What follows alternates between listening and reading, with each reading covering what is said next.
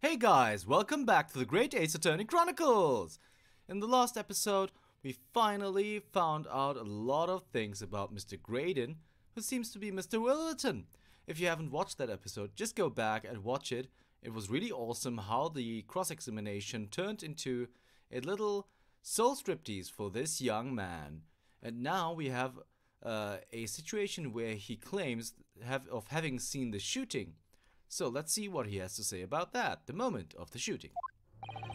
While these ruffians were jostling with the broker, I was still near the entrance to the shop. When Winniebank threw Nash over the counter, I felt a sharp pain in my arm. I pursued the man, but he shot himself in the storeroom. I could see him through the peephole in the door though. The accused, in a black coat, shot the man in the back as he was trying to flee to safety. I saw the blood spatter all over the wretched girl. Then she tossed the gun out of the peephole, so I picked it up and made my escape.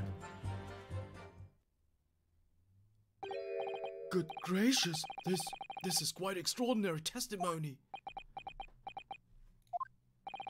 You claim, sir, under oath, to have clearly seen the defendant pulling the trigger.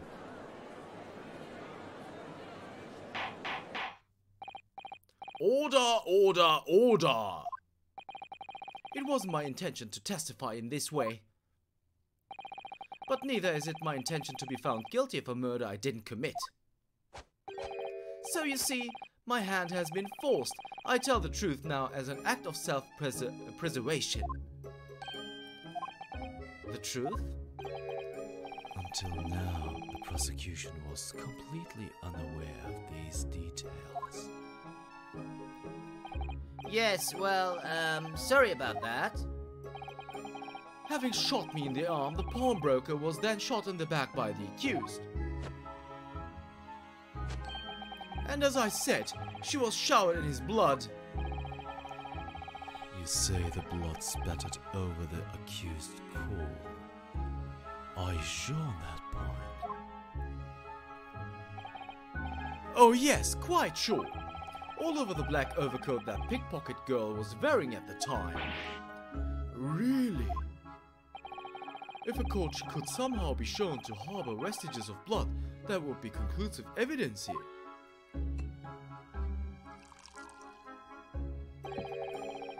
Such an investigation is entirely possible, my lord. What? Only very recently, a German scientist has developed a technique to identify human blood. So here's the true science that some amateurish detectives' dubious foray into the world of chemistry. There's nothing dubious about Hurley's work. His ideas are all sound.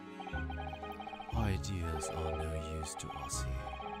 In science, as in law, theories must be proven before they stand. In Germany, the technique has already been employed in the courtroom as the basis of evidence. Scotland Yard has a small quantity of the chemical reagent used. With your lordship's permission, we could shatter all vestiges of doubt within minutes. This doesn't look good, Runo.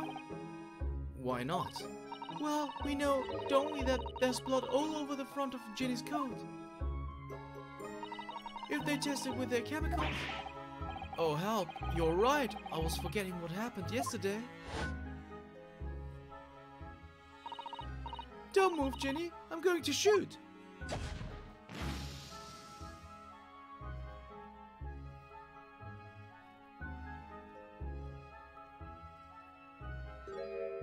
But this is not Mr. Winniebank's blood, because we know because of the color. But that's not, but that's not Mr. Winniebank's blood. That stain is from 2 months ago. That's Mr. Mason's blood from when he was stabbed by Miss McGilded, who was wearing the coat at the time. My lord, the defense objects to the test proposed by the prosecution. Overruled. Lord Van Zieks, Make it so at once.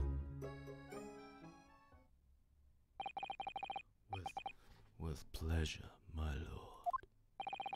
And while we wait the results, the defense may proceed with a cross-examination. Once they find that blood on the overcoat, Gina will be... Counsel! Yes, my lord. Your cross-examination. Of course, my lord. If this cross-examination doesn't go well, if I don't manage to uncover some decisive evidence or a really compelling clue now, I have a very bad feeling about the outcome of this trial. Yeah, this is not the first time that might be the case. The moment of the shooting.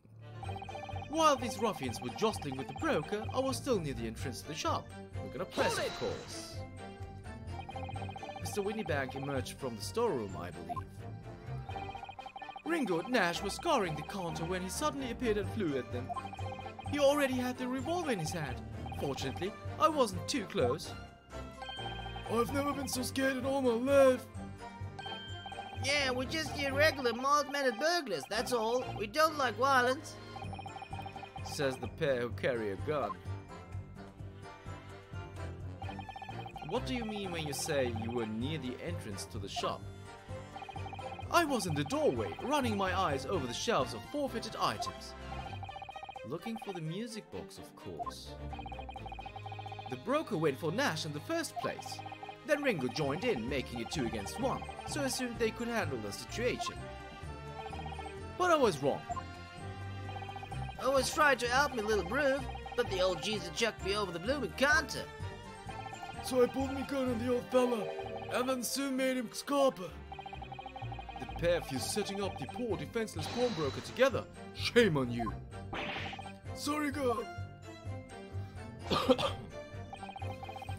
When Winniebank threw Nash over the counter, I felt a sharp pain in my arm. Hold it!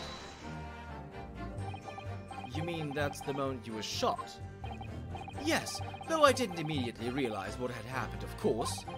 Things crashed to the floor from the counter as the 3 men were brawling. It was exactly that moment that it happened, so I didn't hear the gunshot. And the bullet went on to strike the calendar in the wall behind you. So it would appear. When I looked at my arm, I saw it was bleeding badly, so I wrapped my handkerchief around it.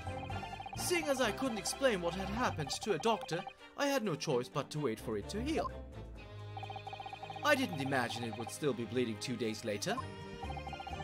Did Mr. Winniebank intend to shoot you? Do you think? Well now, I don't imagine he even noticed I was there, to be honest. Perhaps the gun went off accidentally. Anyway, I didn't quite strike home.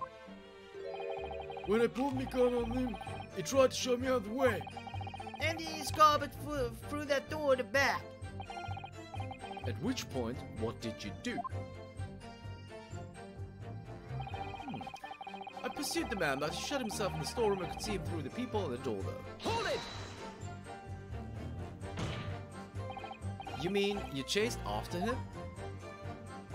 I don't recall the reason why, but I ran after him to the back of the shop. And what about this peephole in the door you mentioned? Well, unsurprisingly, the storeroom door is a solid job, made of stout wood. But there's a small opening about head height that lets you see what's what in there from the outside. Actually, I should know that, shouldn't I? I looked through it myself that night.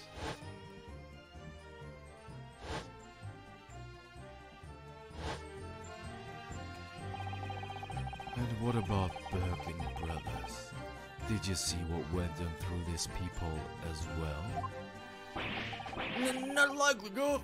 I didn't see nothing of the sort, Gov. I doubt these 2 buffoons were even aware of the peephole's existence. So the Skulkin brothers were there, but they didn't see the killing of Mr. Winniebank take place. Inside the storeroom, I could see the broker and that young girl standing there. The defendant? Yes, though neither of them noticed that I was looking. The girl raised her gun and pointed it straight at the man. And then, what did you see next? The accused in a black coat shot the man back as he was trying to flee safety. Hold it! Yes, when the crime was discovered, the defendant was found with a gun in her. But that was Mr. Windybank's gun, from which only a single bullet had been fired. And as we've already established, Mr. Raydorn, that bullet was fired at you. Ah, but no, it wasn't the broker's gun that the pickpocket girl had when I saw her.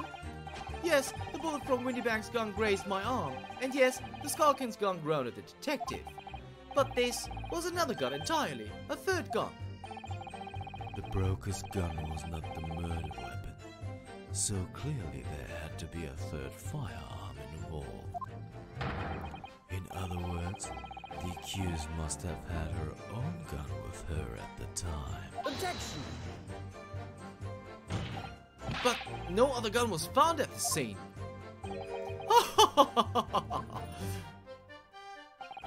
Calm yourself, counsel. Sorry? You must consider the events in order. At first I saw the broker and the girl glaring at each other, but then all of a sudden, the broker turned to run. And it was at that moment that the little gutter rat shot him in the back. A chilling image, I must say.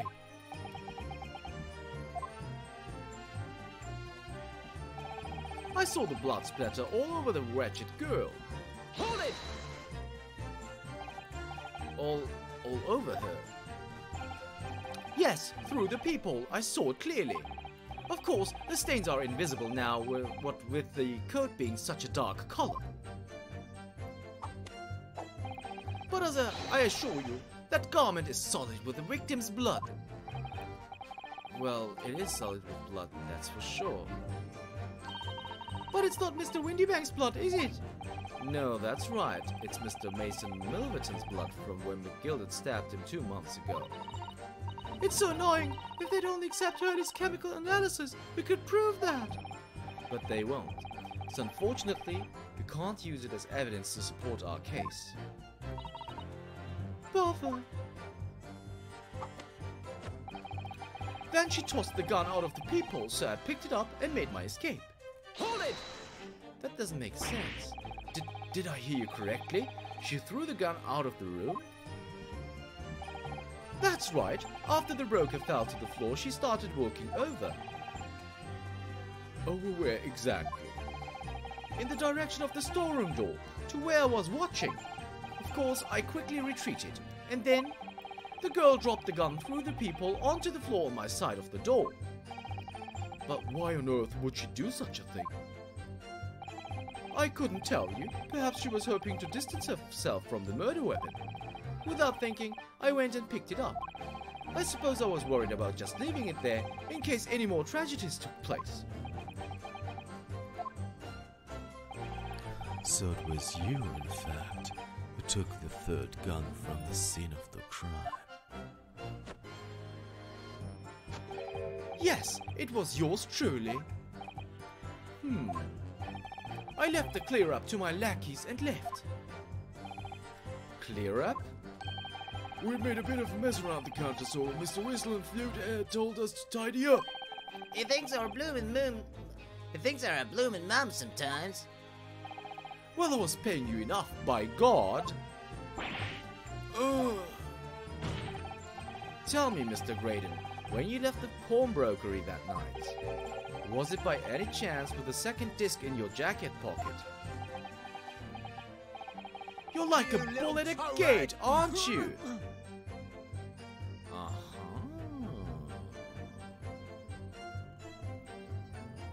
Excuse me. Gentlemen?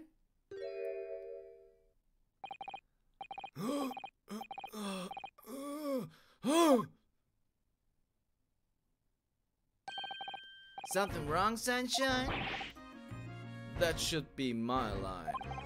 You do realize you were just violently shaking Mr. Skulkin? Blimey, this D's a bit of an hooligan, ain't he? What was going on just now? You saw him, he grabbed me whistle. Why the blazes said, didn't you mention the third gun when we got down to the station? And why didn't you? 'Cause we didn't know nothing about it, or the flaming people in the door. Sorry about that. I can be prone to losing my rack sometimes. Not hurt, are you? God blimey, see the way he's looking at me? I'm telling you, this tea gives me the willies. That was strange. The inspector doesn't normally get quite as worked up as that. He wouldn't normally grab someone. No, that wasn't like Rexy at all. He's normally all sweetness and light, no matter what I say to him. Yes, well, I think you might be a special case, Iris. Well, anyway, that was definitely out of character.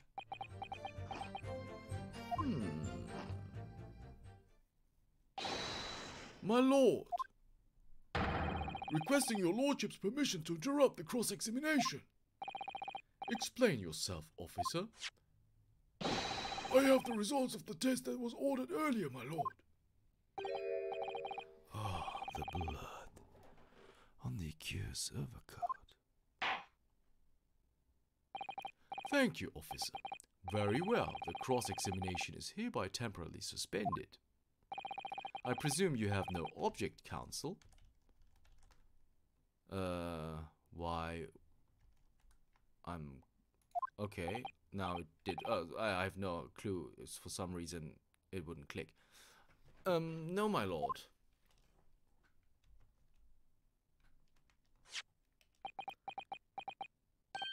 Well, there you have it. The report, please, Inspector. Yes, sir. Traces of human blood were found on the overcoat of the defendant, Miss Gina Lestrade. From the extent of the stains, it would appear that they were the result of spattering following a gunshot wound. End of report. Goodness me.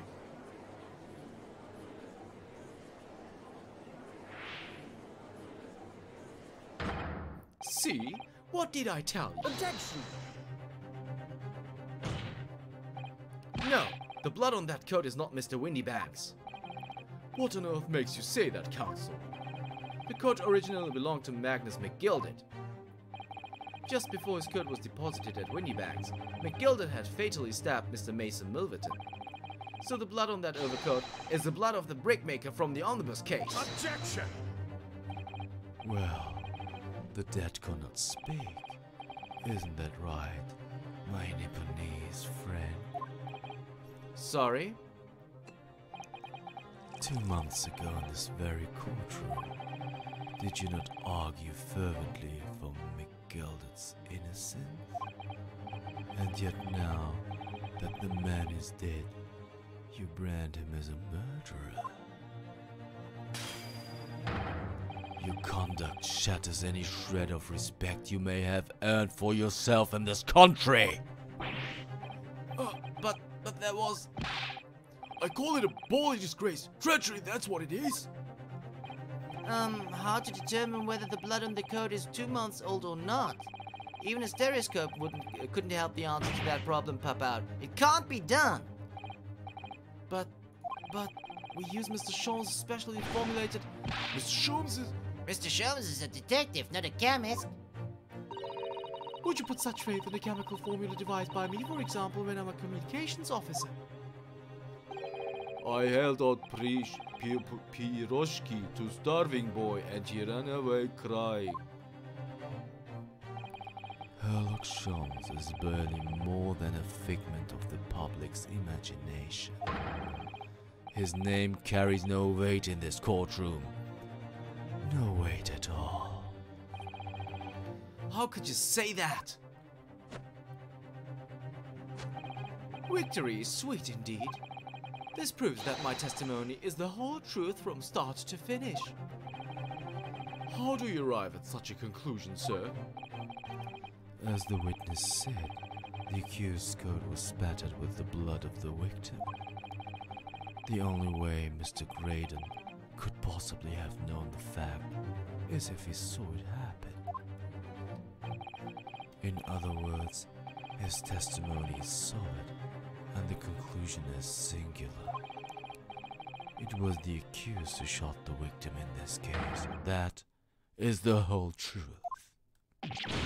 Oh! My lord! Been a long battle, this one, but this old warhorse has something to say now, if you please. Mr. Foreman? As of this moment, sir, the squadron has reached its final decision. Ready, men? All for one now. Sir! Guilty. Guilty. Guilty. Guilty. Guilty. Guilty.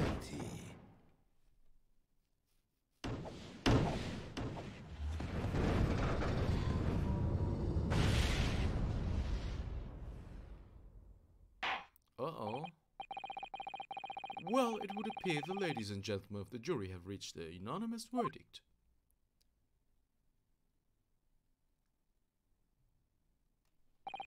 The defense has consistently failed to unpick this witness's testimony. Here's to any attempt you may make at unpicking the juror's decision being equally successful.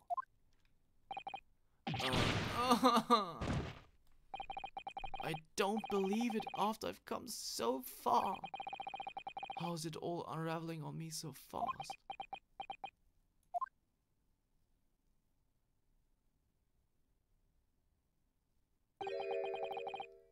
How very distressing to be held in such low esteem. I'm pretty sure. Wouldn't you agree, Mr. Naruhodo? Officer, you've delivered the report now. That will be all, thank you. It occurs to me with some regularity, Mr. Naruhodo, that scientific truths are determined not by science, but by none other than the human mind. Ah, okay, it's Herlock, okay. I know that voice. And I'm going mad? Ah!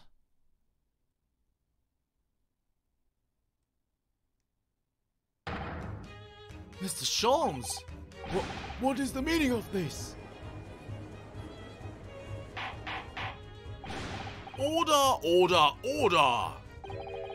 What business do you have here, detective? The last I heard you were recuperating in hospital. As well I would be, had I not been set upon an errand. What errand? Hurley, it's really you! You're awake at last! Yes, good day, Iris. I appear to be rather late to rise. My apologies. Now, my lord, if you will humor me. In what manner, sir? I have something of great importance I wish to give to the young lawyer over there. I need no more than 5 minutes. Would you be so kind as to spare us the time? What say you to this, Lord von Zieks?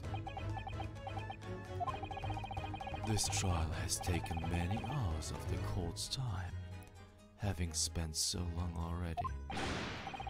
Exactly! Having spent so long already, we don't want to go wasting any more precious time.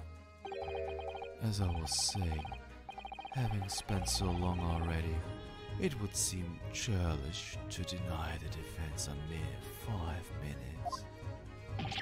Ah! Very well then, counsel, you have 5 minutes. My dear fellow, I apologize for my tardy arrival. Mr. Sholmes, are you alright now? Alright, I'm all wrong. Sorry?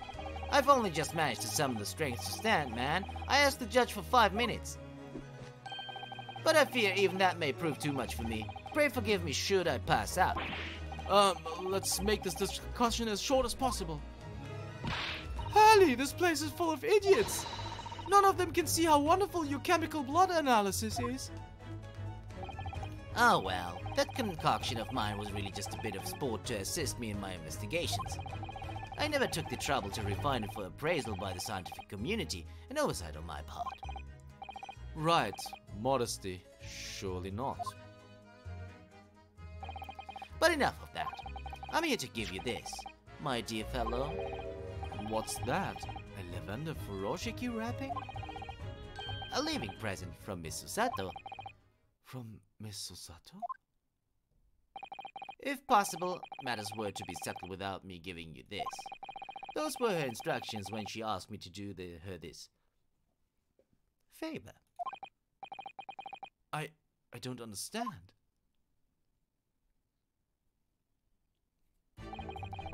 Mr. Sato foresaw today's events, I believe. She knew that the culprit would attempt to escape justice by means both devious and underhand. And that you, Mr. Naruto, fighting fairly as you are wont to do. Oh, okay, this is a spelling error. Want to do as you are won't do? Want to do? Never mind. Would find yourself in considerable peril.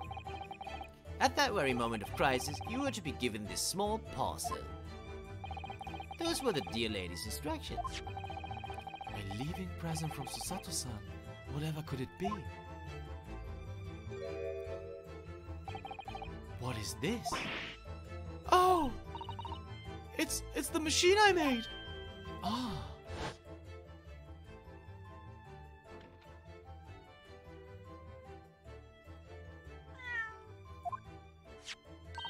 Look, I used this! It's my latest invention! What is it? I call it the cat flapper-mat. It can make a cat flap for a little furry friend like Waggy in seconds.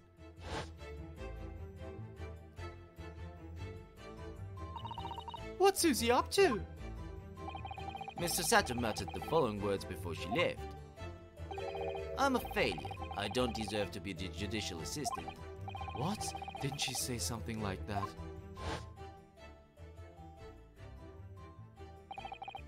You really are the best judicial assistant in the world. Well, that's extremely flattering. But I'm sorry to say that I've been a complete failure. Whatever did she mean by that, Mr. Sholmes? That night, when you left Winnie Banks in pursuit of the thieves, Mr. Sato made use of this contraption for a certain purpose. That is your answer, dear fellow. Not all cryptic then. Susato-san used this cat flapper-mat that night, but why? The cat flapper-mat has been entered into the court record.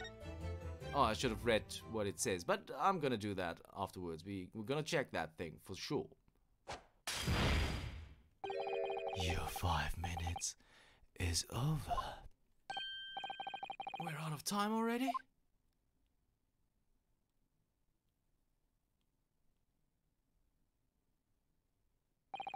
I'm grateful to you for affording us that brief recess, Mr. Reaper.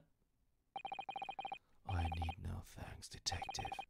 After all, the die is cast. Is it really? The jurors are unanimous in their leanings. No doubt my learned friend will consider summation examination. But any attempt to alter the verdict now would be utterly futile. I wonder. Mr. Naruto? Yes? The rest is down to you, dear fellow. What is your plan? The rest is down to me.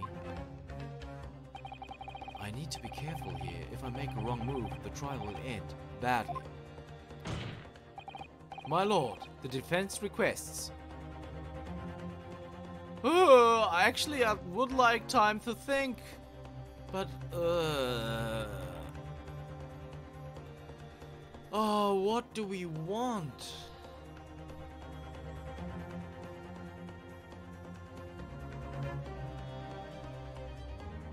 I don't think that the summation examination is going to do it.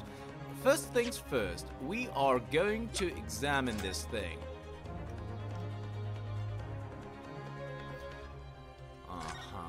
So what is this? Ooh, these Wish's teeth look like they could rip through almost anything. They're good, aren't they? They're made of a special alloy I developed just for this job. The cutter rotates in 10 times per second so it can get through any kind of door in no time at all. And what are the two parts at the top there?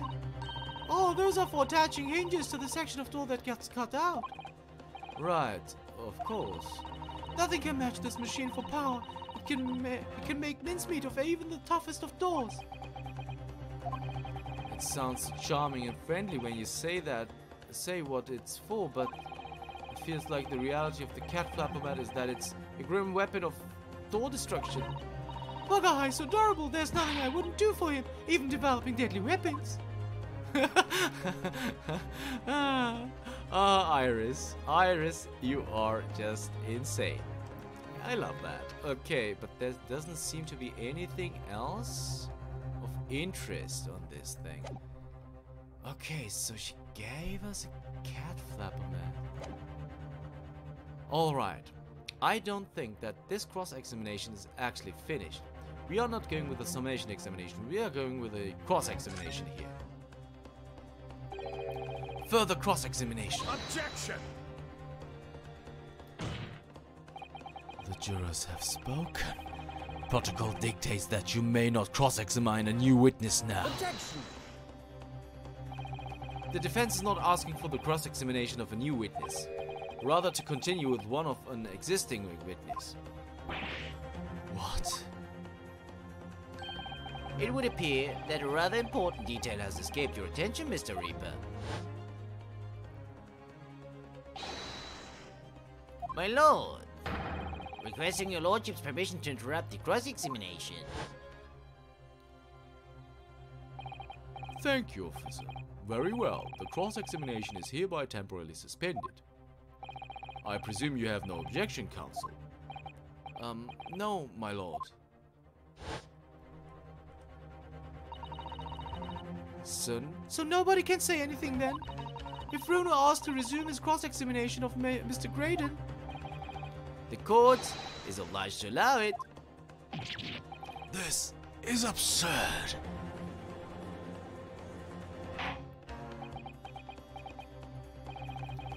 I would remind those present that this is my courtroom. I concur that the defense is entirely within its rights to request the continuation of the cross-examination. However, I will not permit any unremitting protraction of these proceedings. Therefore, I have decided to afford the defense on final opportunity in concluding the cross-examination.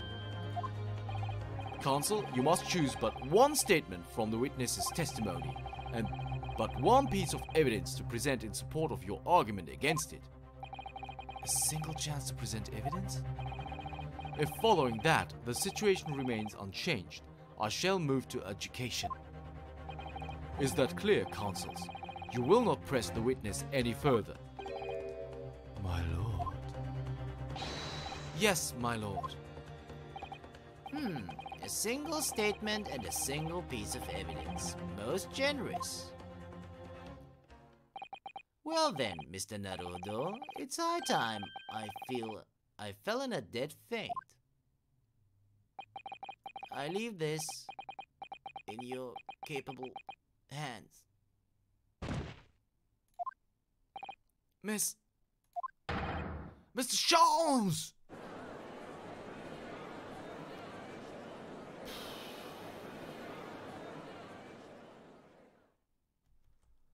Well, to stand so insouciantly before the court in a state of such high fever, either the man has extraordinary strength of mind or an extraordinary lack of feeling. I imagine he's feeling very little now. The detective is sleeping soundly in one of the antechambers. Strike a man when he's down, why don't you? Well then, counsel, are you fully prepared? Yes. One statement, one piece of evidence. I won't let Mr. Sholmes down, or Iris.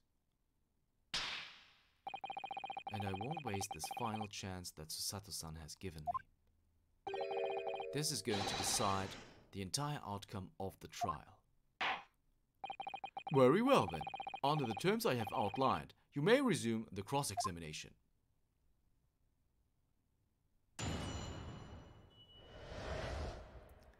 Well, you will hate me for this, guys, but I promise that I am going to... Well, you know what I'm going to say. This is it for this episode of the Great Ace Attorney Chronicles, but I'm going to record the outcome, and because we have reached the half-hour mark and all, I'm going to record the rest of this in one piece and load it up at the same time when I load up this episode. So don't fear, just keep watching and see for yourself in the next episode of the Great Ace Attorney Chronicles how things are going to unfold. See you then.